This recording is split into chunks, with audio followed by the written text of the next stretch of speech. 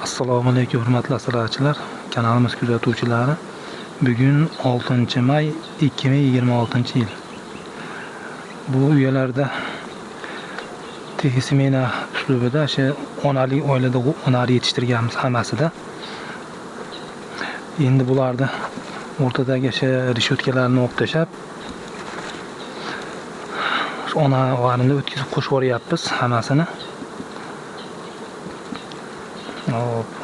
Endi bularni olib chiqib ketamizda. Bu yerga kichikroq, bunga nisbatan sal kichikroq bir xonali mini nukleus bor. Shularni olib chiqib bu yerga joylayman. Bugun buni olib chiqib ketamiz. Bu mini nukleusdagi arilarimiz ham sal endi urug'lanishga kelib qoldi.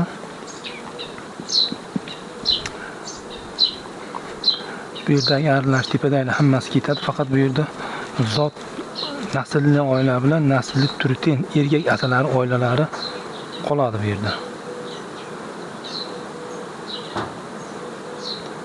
Shu tepada erkak asalari oilalarni olib kelganmizlarda yana. Shuni mini nukleusda urug'lanadigan onarlarni urug'lantirib beradi.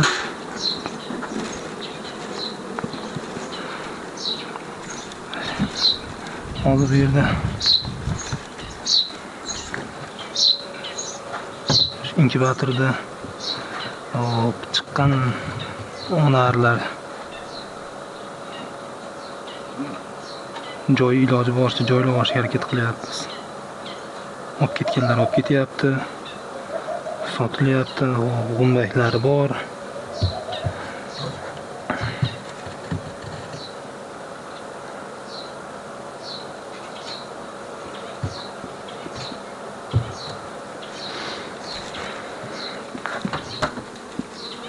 Anchasini joylab oldik. Hamma shu mini nukleuslarga ari soldik.